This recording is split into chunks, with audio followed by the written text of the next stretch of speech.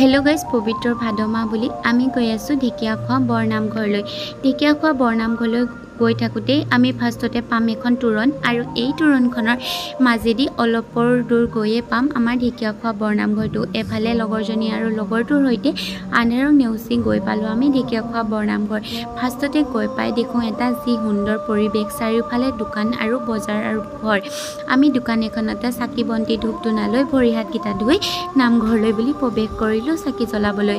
আৰু ইয়াতে দেখোঁ সকলো ভক্তৰে সুন্দৰকৈ চাকি বন্তি জ্বলাই ঈশ্বৰক স্মৰণ কৰি আছে, আৰু লগতে আমি চাকি বন্তি ধূপ ধূনা জ্বলাই লৈ সেৱা জনালোঁ আৰু সকলোৰে মংগলৰ কামনা কৰি নামঘৰৰ পৰা প্ৰসাদ ল'বলৈ বুলি ওলাই আহিলোঁ।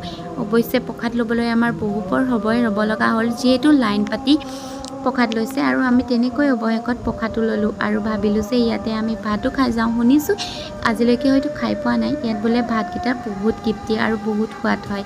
সেইকাৰণে ৰৈ অৱশেষত ভাতকেইটাও পালোঁ। ভাতকেইটা সঁচাকৈয়ে বিৰাটেই তৃপ্তি দেই। ভাতকেইটা খাই বৈ আমি নামঘৰৰ পৰিৱেশটো বোলো দেখাওঁ। কেনেকুৱা লাগিলে আহি? কেনেকুৱা লাগিলে?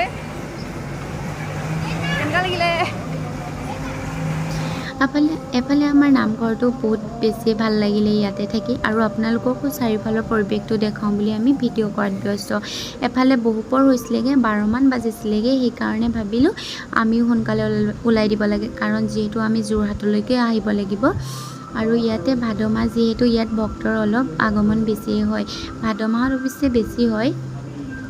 আমি ফটো চটো মাৰিলোঁ কৰিলোঁ, আৰু অৱশেষত লগৰজনীৰ সৈতে আমি আকৌ আন্ধাৰা মুন্ধাৰা ৰাস্তাটো দি ঘৰলৈ বুলি আহিলোঁ।